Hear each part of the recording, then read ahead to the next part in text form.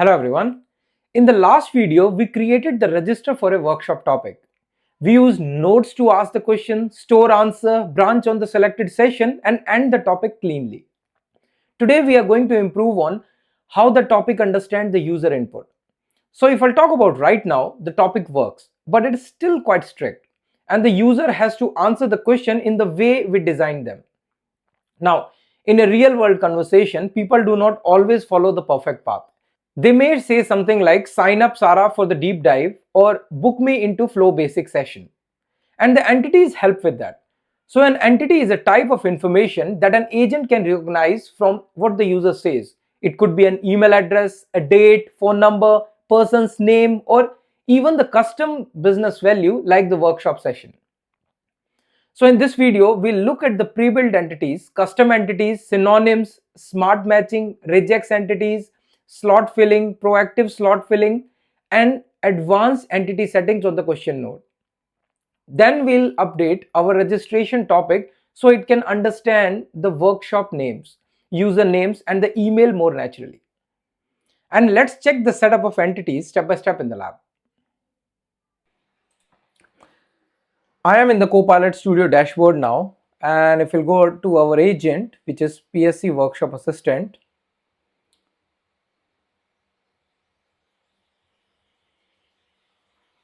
now in this agent, we have a custom topic created, which is register for a workshop. So this topic already follows a guided flow, but the problem is that the input capture is still very basic. And in the session question about the different sessions, it uses the multiple choice option. In the name and the email, it captures the user's entire response as a plain text. Now that means that the agent is not really understanding the type of the information yet, and it's just collecting the text. So let's test this.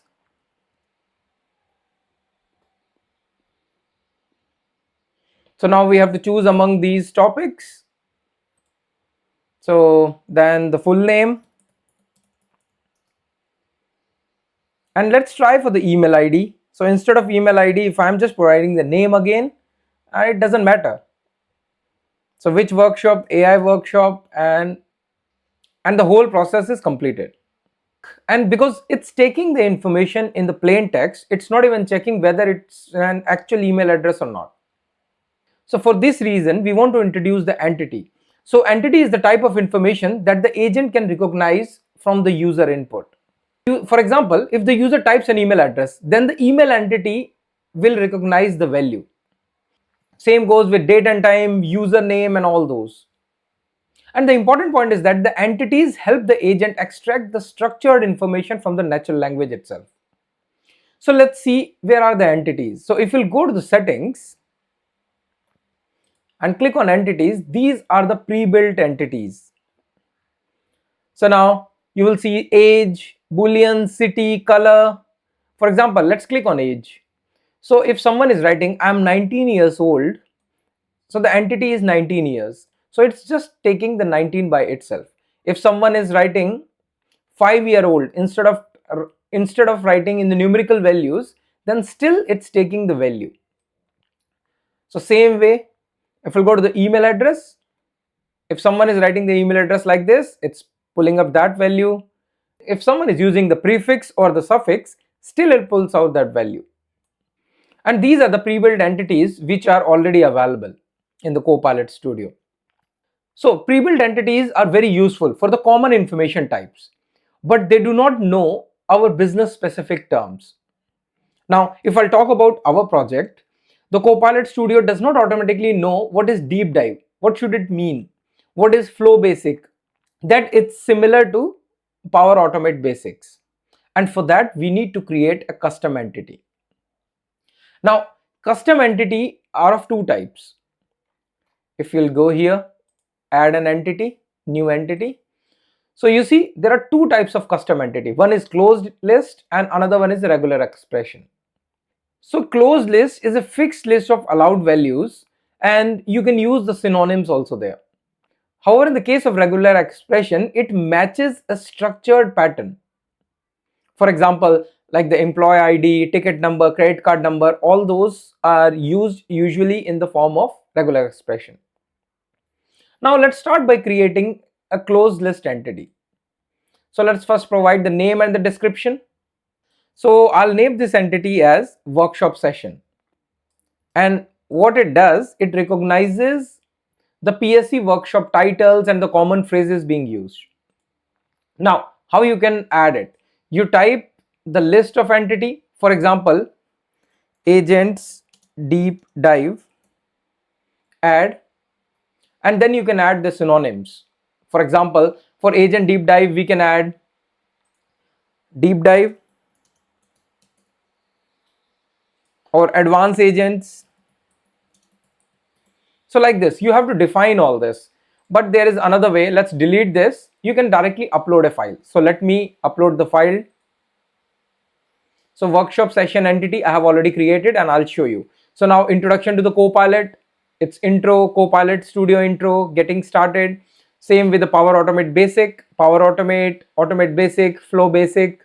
And like this for all the 8 values which we have previously hard coded, now we have defined the synonyms for them. And when we click on add, there is another option which is smart matching. So now smart matching gives the entity more flexibility. So it can help the spelling difference or semantically similar terms. For example, if someone says introduction to Copilot Studio, instead of intro, someone says introduction to Copilot Studio, then it will understand by smart matching because it uses the Gen AI in the backend. But it's not that you don't have to add the synonyms. You still have to add the clear synonyms for the important business terms because that makes the behavior easy to test and explain. So let's switch it on and save. It's saved now. Let's close it. Now I want to show you the regular expression entity too. So let's go here, new entity, click on regular expression, and let's name it as test. So we are just naming it as test, and let's provide the pattern as this. So now what we are doing is we are providing the PSC employee ID. So the employee ID starts with PSC, then anything should be between 0 and 9 and it should be 5 digits. It will pick it up and it's explained here like KB123456, there should be 6 digits and it can be from 0 to 9. And same way it's defined here also, which will be uppercase and it should start with number and all those details. So now let's save it. Now I want to test this regular the another one which we have created, workshop sessions. We will use it directly into our project. So but I want to test the regular expression first and show you that how it works. So if we go to PSC workshop assistant, go to the topics and create a topic from blank. Now in the description we are putting testing the PSC employee ID because this is just a temporary test, and then we'll ask a question and we are say enter an employee ID, for example PSC 12345, and instead of using the multiple choice option we will use the test entity which we have created. So as soon as we use this, let's save and test it. Let's save it as untitled. So just write PSC employee ID,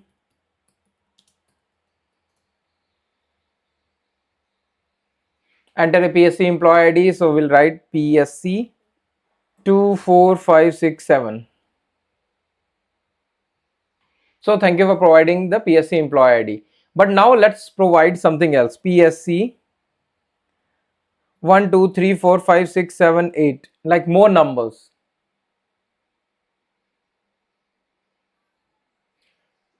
Now in this case it's not pulling the information directly. I could not match it because we have specifically defined that it should be 5 digits only. And now it's going to conversational boosting, but not the actual one. Let's go back to the topics and delete this one, untitled. Now let's go back to our register for a workshop and let's make the changes. Instead of providing the text-based values, we will just use the entity. So for the workshops, instead of the multiple choice option, let's go to the workshop sessions, and this is created. And as soon as we create this, all these have to be deleted because these are not part of the multiple choice option. So let's delete them, and it's deleted. Now let's move on to the next question, which is what is your full name? And we are using the user's entire response. Instead, we should use the username or name. So person's name, it should be name of a person. So that is changed. Now for the email address, we should use mail or email. So there is an entity for the email. Now let's save it. There are 4 errors, and I know the reason for the errors because we have removed some values. Let's remove this condition completely. Okay, and just provide a response. This is the correct email, and then the email address, so which comes with where email. Let's save it and test it. Register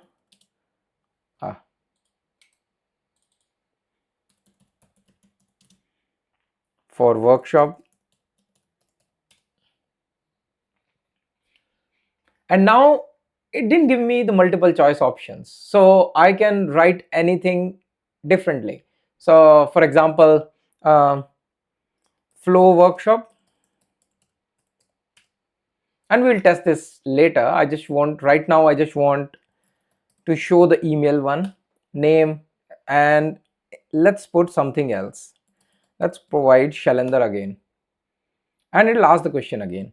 So let's test Shailendra at Gmail, and still it's not accepting it.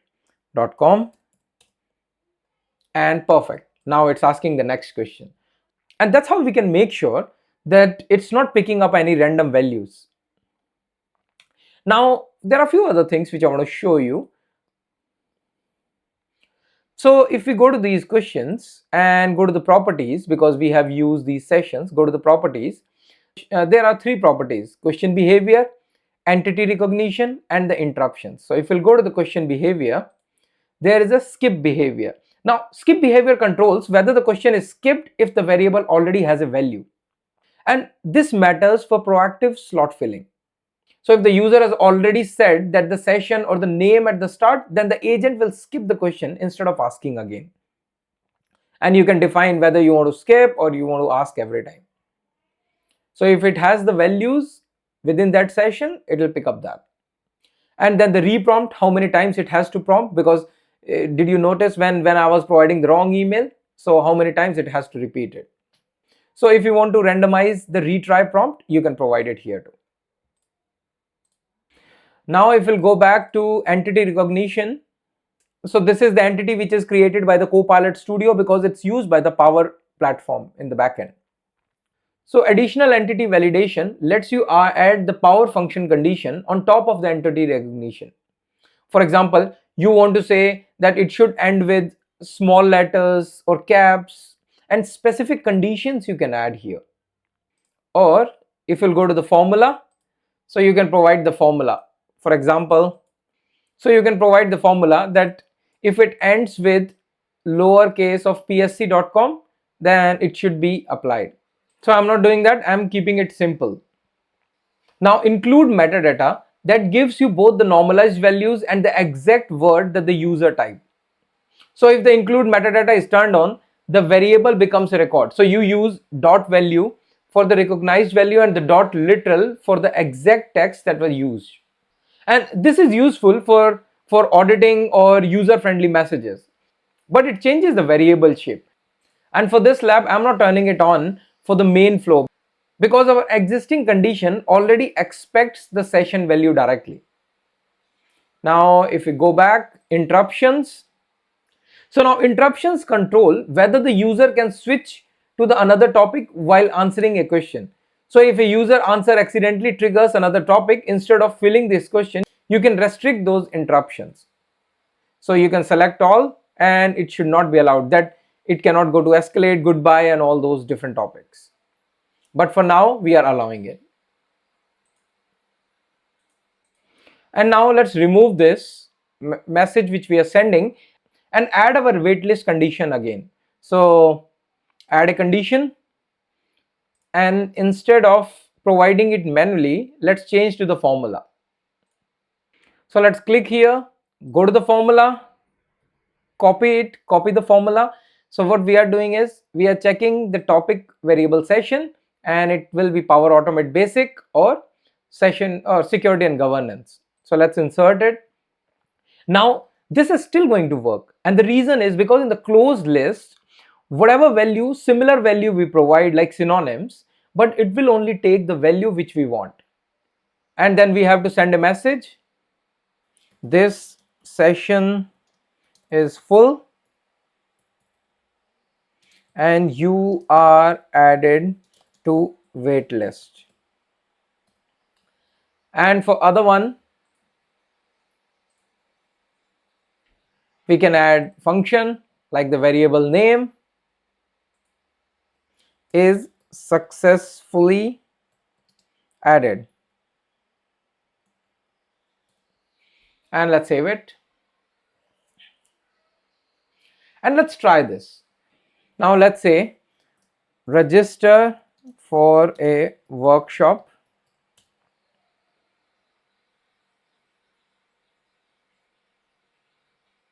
Okay, now it's asking which workshop would you like to register for. So let's say deep dive. Now which one is the deep dive?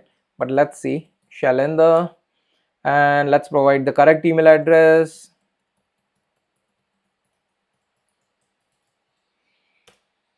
It has taken it. What are you hoping to learn? Flow Basic.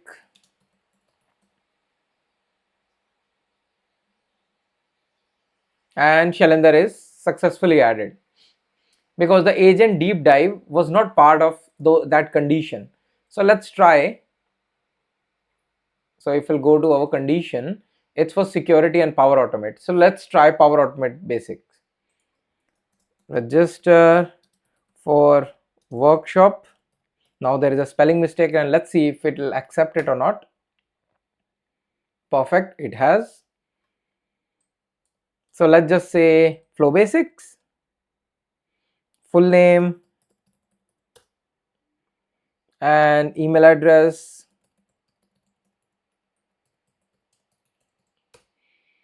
and AI. Yeah, just I'm typing anything.